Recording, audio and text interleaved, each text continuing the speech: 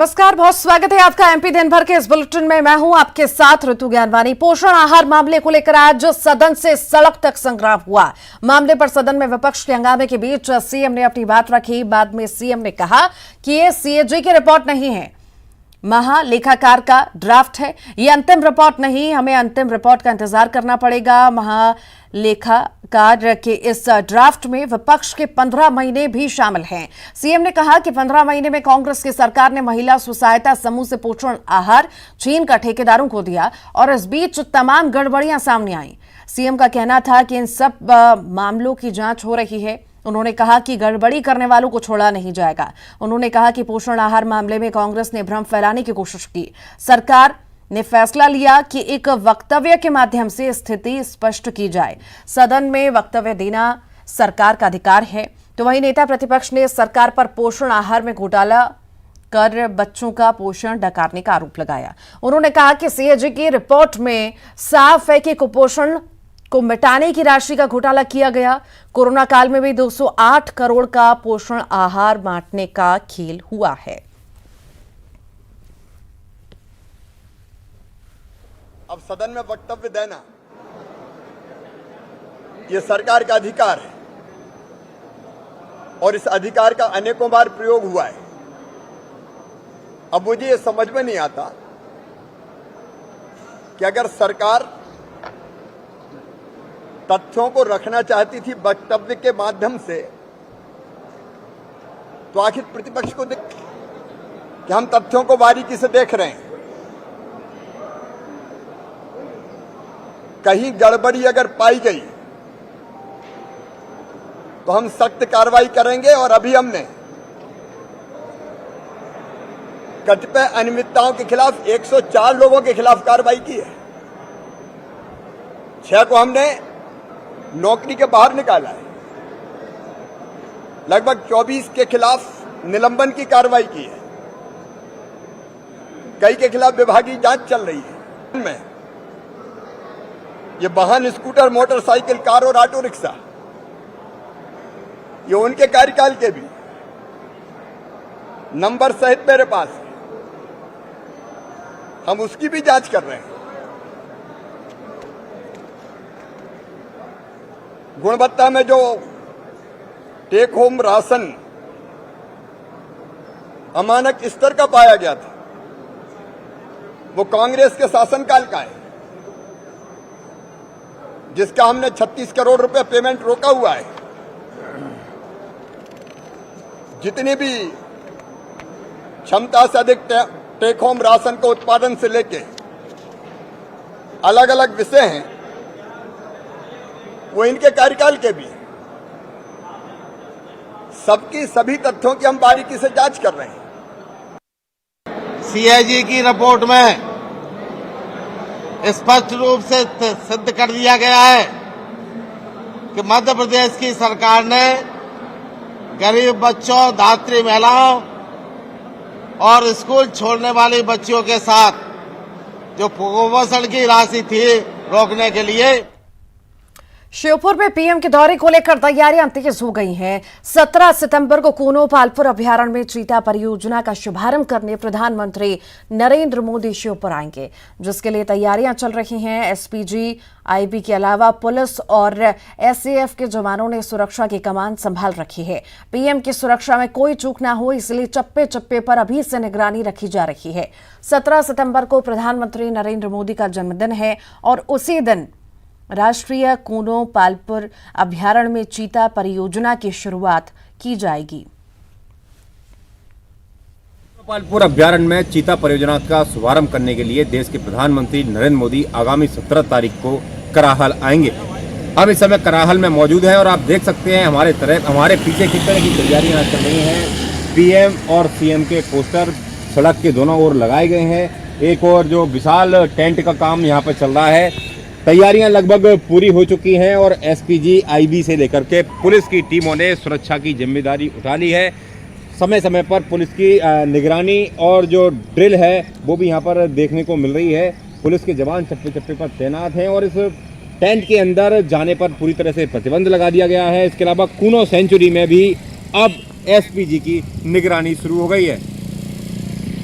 बताया जा रहा है कि इस समय कराहल में 50 के करीब आईपीएस, 150 के करीब एएसपी और डीएसपी लेवल के अधिकारी और इसके अलावा 5000 के करीब जवान पीएम की सुरक्षा के लिए आ गए हैं और हर एक जगह पर उनकी ड्यूटी लगाई जा रही है। कुछ ही दिनों में ये पूरी सड़क है, इस पर स्टॉपर से लेकर के बैरिकेडिंग कर दी जाएगी और पुलिस की निगरानी भी रहेगी।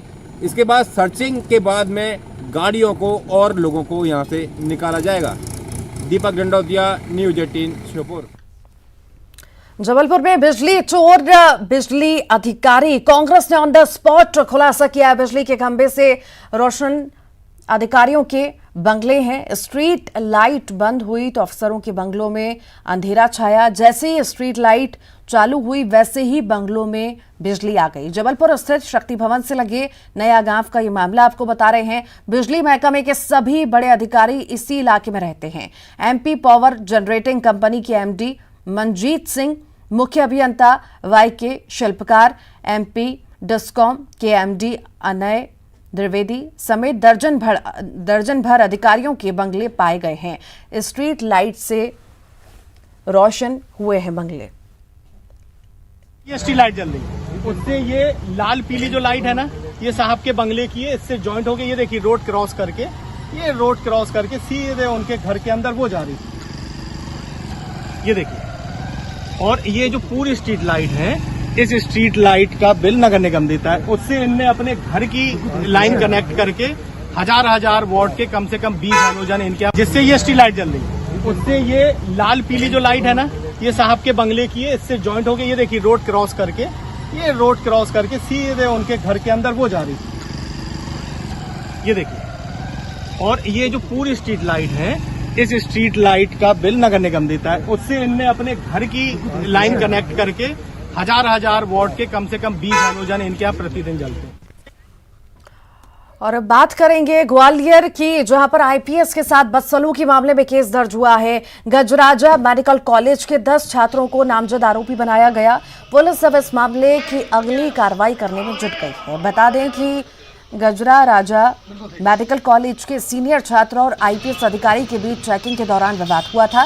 आईपीएस अधिकारी सीएसपी ऋषिकेश मीना मेडिकल चौराहे पर नाइट गश्त कर रहे थे और इसी दौरान कुछ लोग शराब पीकर उत्पात मचा रहे थे। जब आईपीएस मीना ने उन्हें रोका तो उन्होंने पुलिस अधिकारी का मोबाइल और वायरलेस सेट छीन लिया था। मारपीट करने की कोशिश की, जिसके बाद भारी संख्या में पुलिस पहुंची और मामला शांत कराया।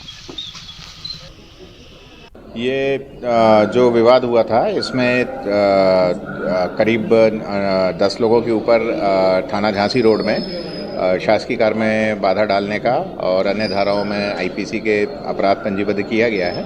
और इसमें सभी सीनियर डॉक्टर्स और सुपरिंटेंडेंट और डीन मेडिकल कॉलेज यहाँ कंट्रोल रूम में आए थे और उनके साथ बैठक हो गई है और उनके द्वारा ये भी आश्वस्त किया गया है कि डिसिप्लिनरी एक्शन वो अपने स्तर पर भी इन पे लेंगे। और इस बात को एक्सेप्ट भी सभी ने किया है कि जो मूल विवाद की जड़ थी, एक डॉक्टर थे जो कि सड़क पे रात में शराब का सेवन कर रहे थे। उनको गश्त पर जो सीएसपी थे उन्होंने टोका था और उसके बाद ये पूरा विवाद हुआ था। और इस बात को ये सामने सभी के आ चुका है कि सीएसपी जो थे वो अपनी ड्यूटी का निर्वहन कर रहे थे और उसके बाद जो है ये विवाद बढ़ा। कुल मिला के अब ये मामला जो है इसमें एक एफआईआर हो चुकी है, जिसमें हम अग्रिम वैधानिक कार्रवाई नियमानुसार कर रहे हैं। और साथ में और अब भोपाल की बात करेंगे। जूडा का प्रदेश सरकार को अल्टीमेटम। जूनियर डॉक्टर पर पुलिस बर्बरता की तस्वीर सामने आई है। भोपाल के जूनियर डॉक्टर विरोध में उतरे हैं और जूडा का प्रदेश सरकार को अल्टीमेटम है। ग्वालियर में मेडिकल छात्रों के साथ की गई बर्बरता का जूडा ने विरोध किया है। आरोपी पुलिस वालों को सस्पेंड करने की मांग की गई है। ग्वालियर में पुलिस ने जो बर्बरता की थी उस पर अब जूडा नाराज है।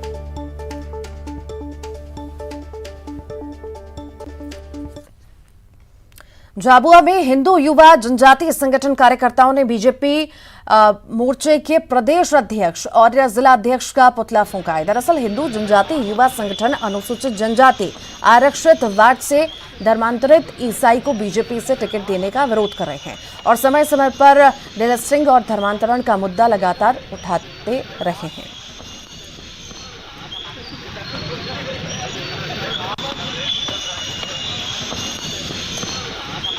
नगर पालिका की जो अनुसूचित जनजाति का जो कोटा है वो जिन लोगों ने आदिवासियत जो अपनी संस्कृति पूजा पद्धति छोड़ दी है उन्होंने अपना धर्म परिवर्तन कर लिया है।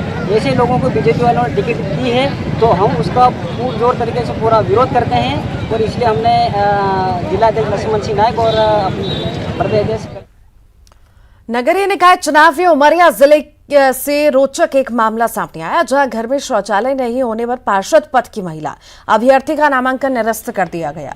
ये जिले का पहला मामला है जब शौचालय नहीं होने पर किसी अभ्यर्थी का नामांकन रद्द किया गया। आम आदमी पार्टी की अभ्यर्थी आशा प्रजापति का नामांकन रद्द हुआ।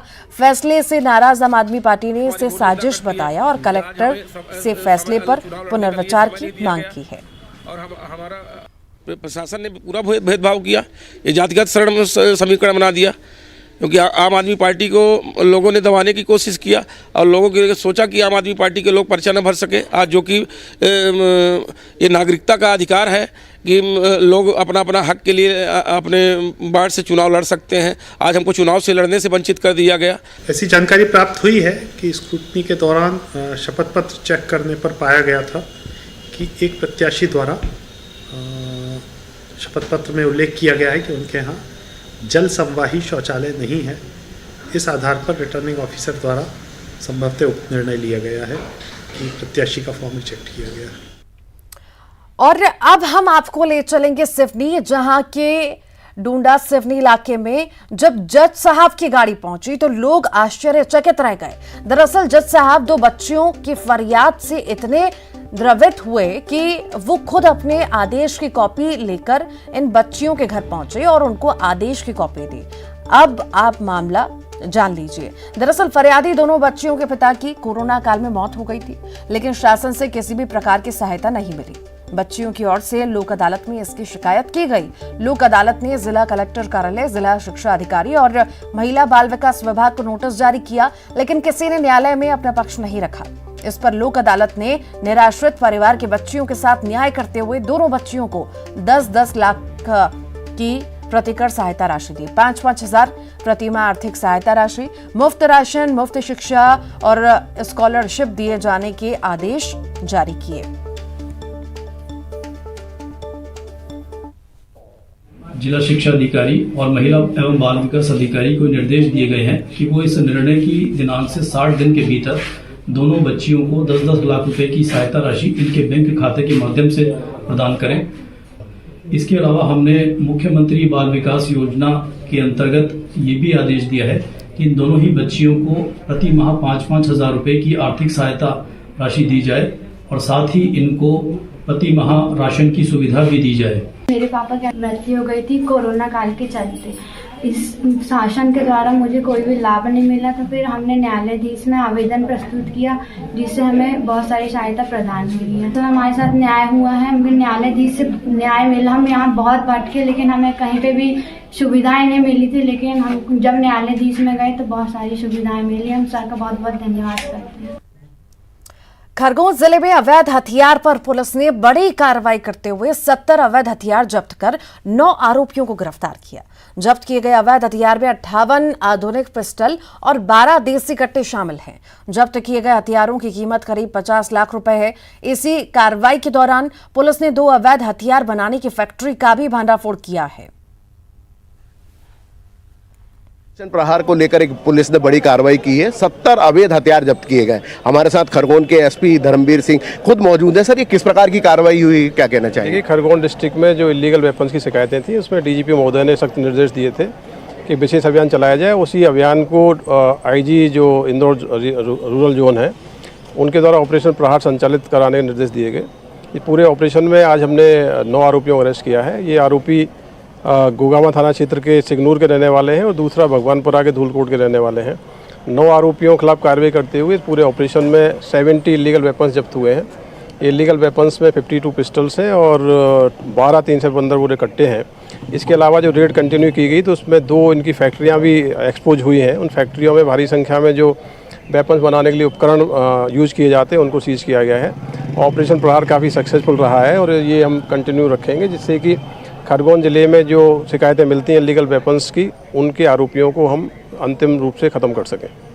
कुल मिलाकर ये पुलिस ने जो 70 पिस्टल जब्त किए हैं, बड़ी कार्रवाई की है। पुलिस का कहना है कि अब तक की सबसे बड़ी कार्रवाई, और ये जो पुलिस का ऑपरेशन प्रहार के तहत जो अभियान चल रहा है वो लगातार जारी रहेगा। आशुतोष पुरोहित, न्यूज़ 18। बिशप पीसी सिंह पर अब सिर्फ ईओडब्ल्यू ही नहीं, CNI यानी the church of north India के सिनड ने भी शिकंजा कसना शुरू कर दिया है। सिनड ने बिशप को लीव ऑफ एब्सेंस में भेजा है। बिशप की जगह अब डिप्टी मॉडरेटर की जिम्मेदारी संभालेंगे। सिनड ने फैक्ट फाइंडिंग कमेटी भी गठित की है। अब ये 3 सदस्यीय समिति पूरे मामले की जांच करेगी और 14 अक्टूबर का पूरे मामले की जांच रिपोर्ट जनरल मीटिंग में पेश करेगी।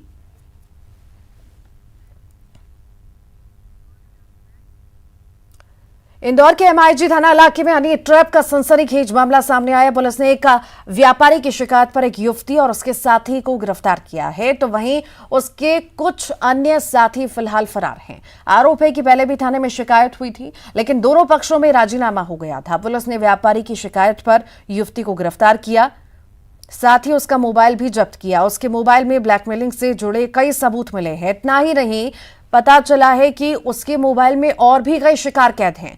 पुलिस पूरे मामले में जांच का दावा कर रही है, लेकिन थाने के कुछ पुलिस कर्मियों पर भी मिलीभगत के आरोप लग रहे हैं। फरियादी का कहना था कि उसकी एक महिला से दोस्ती थी और उनका राजी मर्जी से संबंध था, लेकिन वो महिला बार बार उससे पैसे की डिमांड कर रही है और पैसा ना देने पर उस पर फंसाने की बात कह रही है।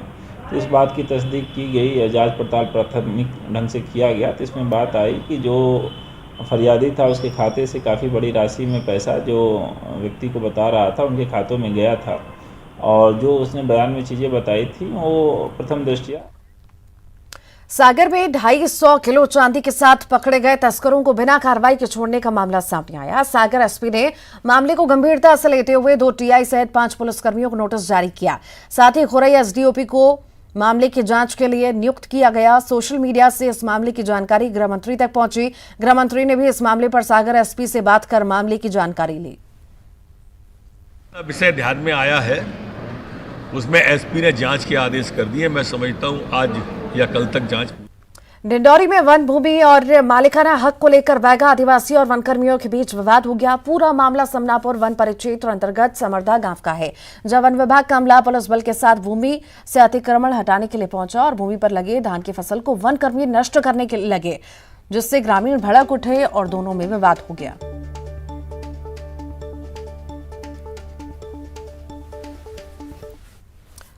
सीधी से बड़ी खबर है, 20,000 की रिश्वत लेते BMO गिरफ्तार हुआ है। रामपुर नैकिन के BMO रंगे हाथ गिरफ्तार हुए हैं। EOW रीवा ने गिरफ्तार किया है। मृतक के PM रिपोर्ट के लिए 50,000 रुपए मांगे थे। BMO डॉक्टर प्रशांत तिवारी ने रिश्वत मांगी थी। 20,000 रुपए लेते पकड़े गए हैं। मध्य प्रदेश की आर्थिक राजधानी इंदौर को 24 घंटे खुला रहने के आदेश का मुख्य विपक्षी दल कांग्रेस ने भी स्वागत किया। कांग्रेस के प्रदेश सचिव राकेश सिंह यादव ने कहा कि कलेक्टर के इस फैसले से इंदौर के विकास को नई गति मिलेगी। विदेशों से संचालित नई IT कंपनियां इंदौर आएंगी। हालांकि महिलाओं की सुरक्षा को लेकर पुलिस प्रशासन को अलर्ट रहना होगा। खुले रहेगा तो विकास को एक नई गति मिलेगी। इंदौर आने वाला मिनी बॉम्बे कहलाता है और हम तरक्की की राह पे अगर आगे बढ़ेंगे, लेकिन सुरक्षा के साथ आगे बढ़ना बहुत जरूरी है, क्योंकि ऐसा ना हो कि एक तरफ हम खोलने जा रहे हैं और दूसरी तरफ हमारी माताएं बहनें असुरक्षित हो। रतलाम के एक दंपति ने दुनिया में भारत और अपने शहर का नाम रोशन किया है और दुनिया को भारतीय संस्कृति का संदेश दिया है। दरअसल रतलाम के पति पत्नी ने अफ्रीका महाद्वीप के सबसे ऊंचे पहाड़ माउंट किलिमंजारो को फतह किया है।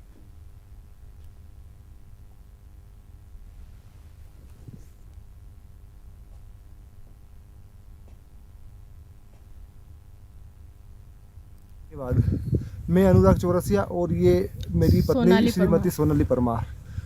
हम आज 3720 मीटर की ऊंचाई पर हैं होरंबो हट में। यहाँ भी ठंड बहुत ज़्यादा है।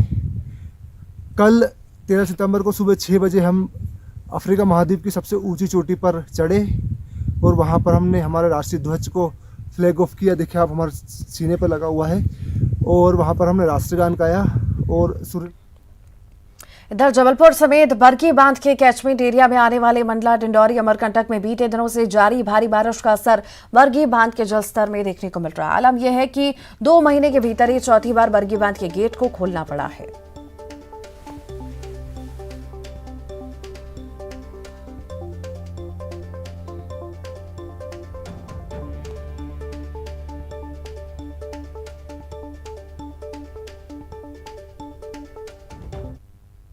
कि 13 गेट खोले जाएंगे, जिससे लगभग 8-9 फीट जल स्तर अपना बढ़ जाएगा।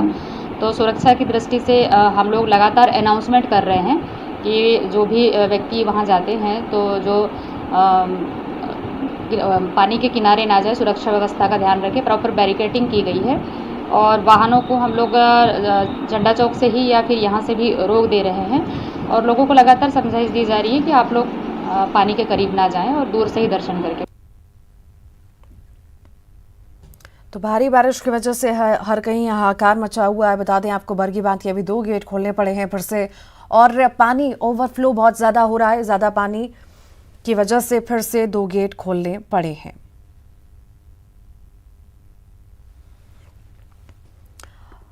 और आइए देखते हैं इस बार हिंदी सम्राट के विनर कौन है। आइए देखते हैं।